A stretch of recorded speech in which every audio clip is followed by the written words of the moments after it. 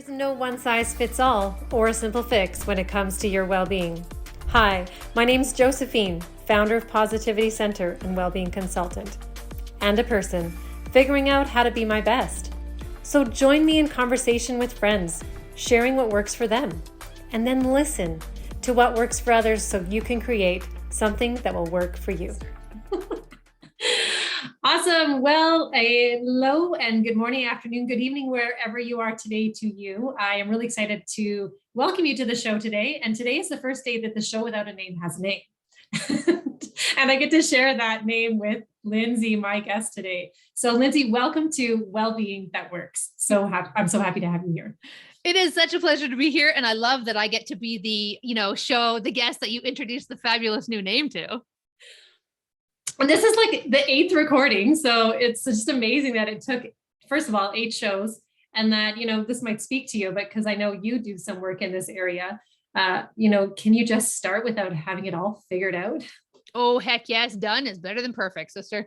It's so interesting that you said that, because I just had a conversation with somebody and, I said, well, what do you do? And she goes, well, how long do you have? It's going to take me a while to explain this to you.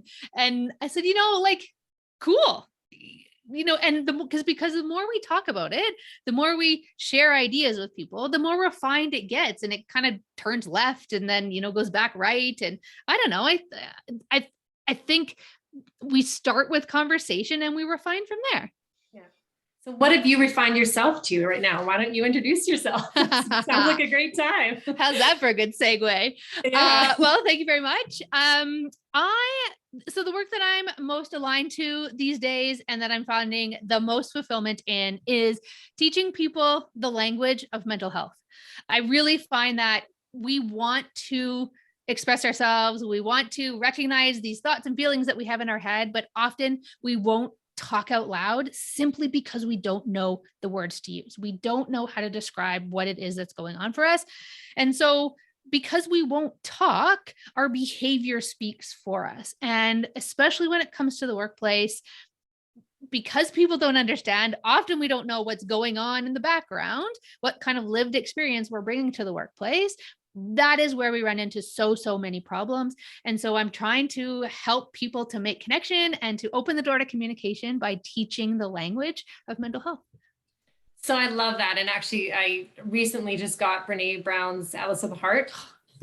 Yeah, it is so going to inform so much of my work. I can't even tell sure. You. Yeah. Yeah, that sounds it. What would you say are some of the languages maybe that you even have found yourself using more to help you in your own expression of? Oh, I love that. So I think so 2 things come to mind right away. So often when we talk about mental health, people think immediately about anxiety and depression, which are aspects of mental health, but mental health is so much bigger, right? It's especially diagnosed depression and anxiety. Those are mental illnesses. They, under the care of a doctor, you get diagnosed by a doctor and all of those good things. But your mental health incorporates all of it. It's how you feel. It's how you show up. It's all, you can feel mentally well and have a diagnosed mental illness, and vice versa. You can feel mentally unwell without a diagnosed mental illness. And so often people think they're the same thing, and they're just totally not. And so I found that to be transformational once I kind of got that idea in my head. And then the other thing that came to mind when you asked that is this concept of curiosity, and non-judgment goes with that, but curiosity and compassion coming from a place of pure curiosity about what's going on for people, instead of, seeing somebody's behavior and thinking, yeah, what is wrong with that person? Thinking about what's happening to that person, what has happened to that person that is, helping them to show up in this way. Maybe it's just that they can't express themselves in that way, but so leading from a place of curiosity and compassion has been really, really impactful as well. I love that. That's actually been a theme that's come up quite often. What I'm finding when I talk to people about their own well-being is they've got thoughts or philosophies or like guideposts, questions, if you will. They have this curious lens of their life and what's happening in it.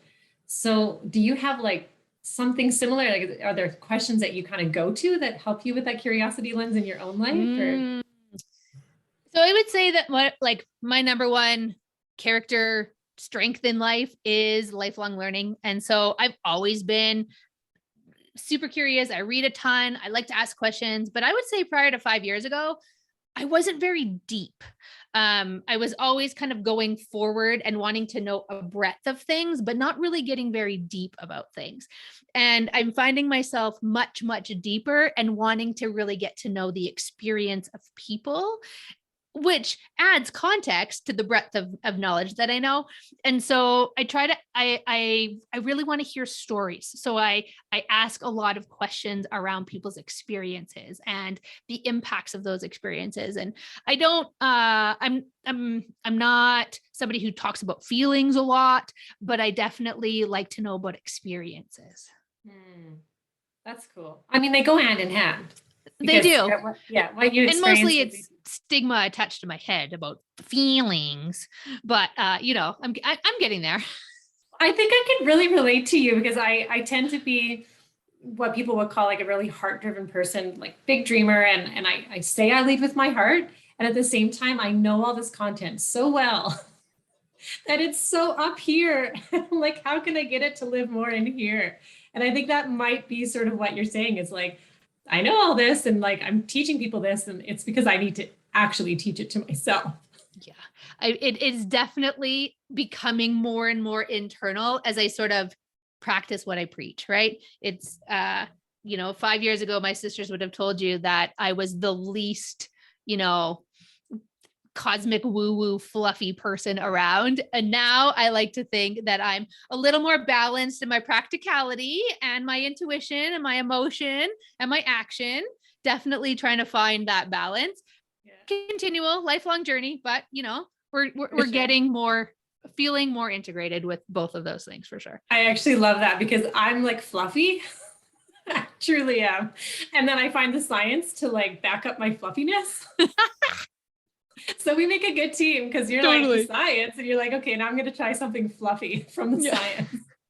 What have you tried? Like, what are some of the practices that you like doing or even don't like doing, but you do because you know they're good for you? Um, so it was so interesting. So I've had a very busy day and I had one of my meetings ended early. And so I sat on the floor with the dog. And there would never have been a time where I would sit on the floor without my phone or without a book or something to distract me. I literally sat there and thought, be in the moment. So this is like mindfulness at its core. It's not meditation, but it's like the practicality of mindfulness. And it was just, 5 or 6 minutes, the action of petting him and no distraction and just breathing and being really, really intentional about trying to stay in the moment and not flit about with my new big idea. It Oh. was super Okay, intentional. we have to dig deeper into this one, okay? Yeah. Okay. So, what did you notice? Because that's one of the things that I always sort of lead with when I talk about mindfulness is it's the, it's what are you noticing that you didn't notice in the previous minute? So, what comes to mind? Because it just happened today, Yeah, right? like an hour ago. Yeah. Okay. So, what did you notice when you were spending that time in the moment with My your breathing slowed down. So naturally, like I consciously noticed my breathing slow down.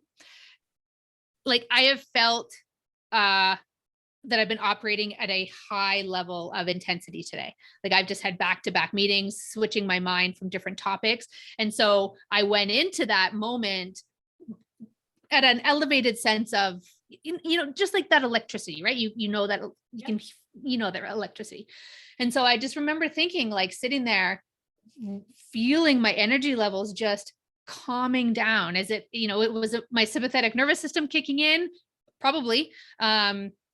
I don't know that my cadence of my breath changed necessarily, but how I felt about it definitely changed. I wasn't being intentional about deep breathing or, breathing in a box or doing any of that kind of thing that I know is helpful. But I did. I recognized that I chilled out a bit. And then the other thing is the tactileness of petting the dog. Like I mean, I know what his fur feels like, and I know that it's soft and whatever, but I could feel like every fur on his back and all his bumps and his spine, and so it was the tactile experience that really came to mind in that moment too. Yeah, it was weird. That is just beautiful, that the way you describe it. What's your dog's name? Squeak. Oh, I love it. Okay. Yeah, So cool. he is a delight. Yeah, he's a golden retriever. We Is had he right there with you? Yeah, he's right here. Yeah. Does he come up? We had two golden retrievers, and we lost one a couple months ago, just over 2 months ago. And our remaining guy has been struggling for sure. It's been a huge adjustment for him. And so I've used him as a lot of intentional, mindful moments, I think, for both of us. It's been really cool to see how positively affects us. Absolutely. And, I'm just thinking, if I was a listener right now and I'm listening to like your beautiful 5-minute, moments that you're expressing here, I'd be like, well, I don't have time for that. I got so many things to do on my to-do list. I've got back-to-back meetings and I need to be, up here. I don't have time. How did you have that thought go through your head? And what? Oh, yeah. Yeah. So what did you do? I sat there and went, really, Linz? You're sitting on the floor with the dog right now? Don't you have an email to return? And I totally did. But honestly, it was 5 minutes and he needed it. And that was like, we'll always put ourselves last. I don't know. Most of us will put ourselves last. It's not very often that we will put ourselves first. And I definitely found that he was my motivation. He was fuss. Our dog walker is sick. I knew he just needed a little bit. And I really used him. And it was him that put me over the edge on actually taking the action to sit down with him. So in other words, you got something good and he got something good. Yeah. And it only took 5 minutes. Yeah. And did you notice the goodness that each of you received when it was happening? Or is it something that's, okay. Yeah, definitely. I love that. I just want to sit in that. So good. I want to see Squeak. I can show you. He's having a sip over there, but as soon as he come back, I'll show you. Okay, let's do that. I think the viewers would want to see him too. He is a delight. Yeah. So I don't have pets, and I mean, so many people have pets, and I remember coming across research years ago, actually, that was just talking about how good, especially dogs. It actually was a paper about dogs and how they can emotionally connect with humans and their emotions. And I've never experienced that because I just don't have pets, but yeah. Can you contest to that? Yeah. And I was a cat person growing up. We had a dog once when I was a kid, but not for very long. But when my husband and I got together, that was the deal. He wanted a dog. And so we got our first golden retriever and we've never looked back. I can't imagine not having a dog. Yeah. And it's interesting what you say about the emotional impact. So our guy that we lost, he was 10 and a half. He was called Wiley, and he was a golden retriever that would get in your pocket if you'd let him. He was the most like attuned to emotions. If my husband and I got into any sort of like, not yelling match or any of that, but just, you could just sense the passion in our voice. He would go and hide in a corner. He would claw at the back door to get out. Like he fed off negative, positive emotion. Even now that we've lost him, the people that say to me the impact that he had on their life, he's just a dog. But the impact that he had on other people's lives is so, so cool to hear. Like just the legacy of that is so, so cool. Well, we all say I'm just a mom, or I'm just a caregiver, or I'm, just an entrepreneur. There's all these I keep hearing people say that lately. And I'm like, what do you mean you're more than just, right? Yeah. It's so true. So, well, thank you for sharing that beautiful experience. Is there anything else that comes to mind that you do maybe on a daily basis, or things that the practices, I guess, referring back to sort of practices that contribute to your well-being? 7 years ago, I started on a fitness journey. I would say I'm not like an athlete. So I'm an athlete. Back to the just an athlete thing. But I really love, so I'm a cyclist and I'm a runner, and I do those things because it makes me feel good. I don't, I'm not competitive. I'm not like super fanatical about it. I just love it. And in the summertime, I ride my bike every single day on the exact same route. It's Wow. very flat. And I listen to my books or my podcasts, and I go out early and I watch the sunrise, and I'm the only person in Fish Creek Park, and it is amazing. And it is all for my mental health. It may be fitness, so it's good for my body too, but mostly it's just good for my mind. It feels so What's good. going on with, like, what would you say is the ripple that you notice for, your mind, your emotions, your energy, whatever it is, what's happening maybe in all three of The those? It gives me a really great foundation for the day. So just imagine. So it's springtime, it's just dawn, it's quiet, it's green. You're the only one in the whole park. And it's calm. It's not windy yet. And I just feel this like grounding as I ride. And because I ride the exact same route every day, I don't have to really pay attention to what's around me. I can just experience what's around me. So it goes from the head to the heart. And it's just this like calm feeling. And I know that 2 o'clock that day, my attitude is much different, much more positive. I've had much more patience at 2 o'clock on a day I ride than I do on a day that I'm too busy or I sleep in or something like that. It is totally a grounding, centering experience for an hour and 7 minutes. And it's awesome. So as you were describing, I just closed my eyes for like a split second there. I was like, wanted to close my eyes because you're like, just imagine. And you're really taking me into like, I felt like I could be cycling with you. And so but that actually made me think of that other, the idea of we can visualize the feelings that we want to feel. So on a day where, have you ever tried that on a day where you couldn't cycle for some odd reason, that you actually closed your eyes and you're like, imagine, and you went through the whole like, this is the Yes. way park. Yeah. How's Well, that? because the work that you and I have done together around positive psychology and the science of hope.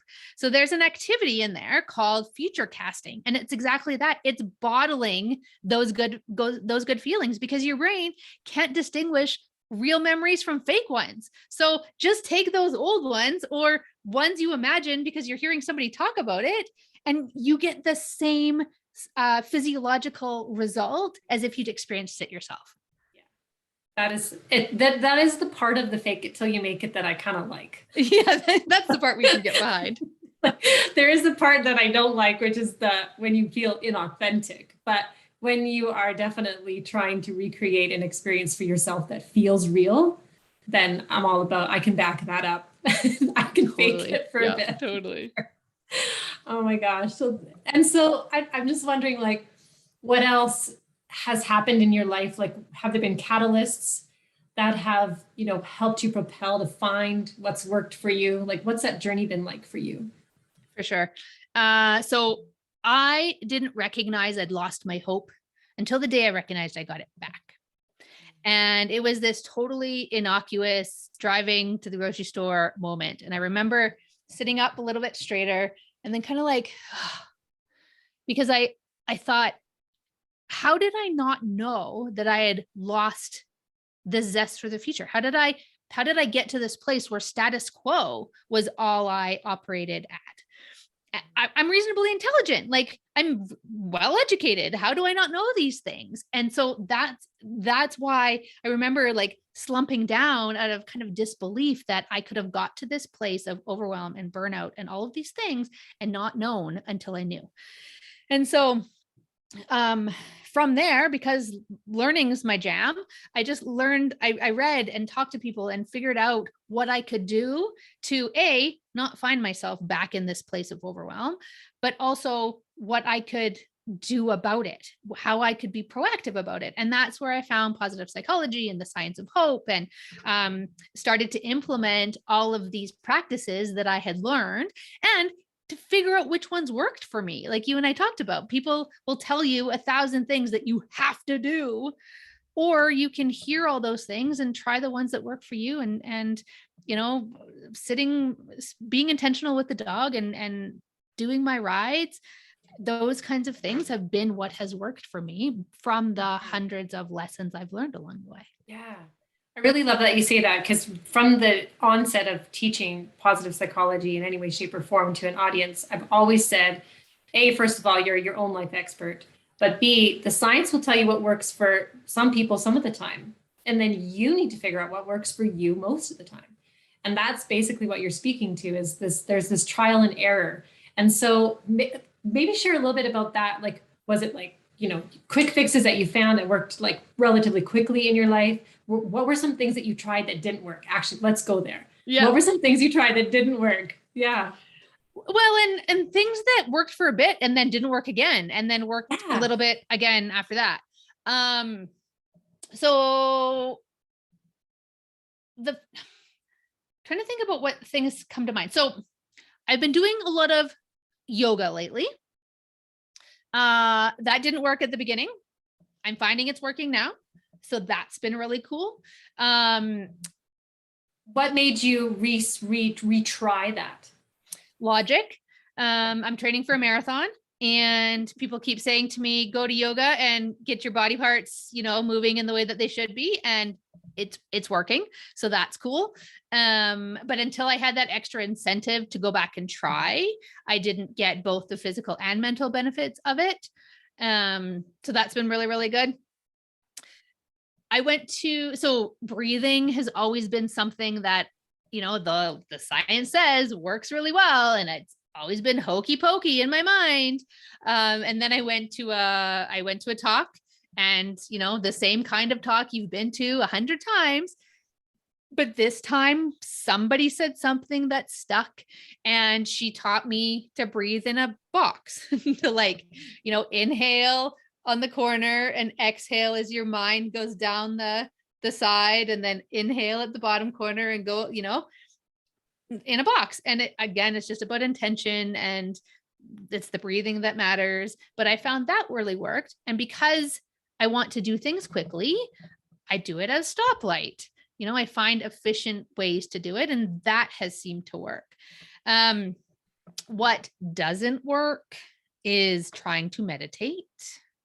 So far, I am not awesome at meditating, so I'm going to put that one on the back burner for a while. I'm reasonably good at drinking water. You know, those are the things that people tell you need to do for wellness.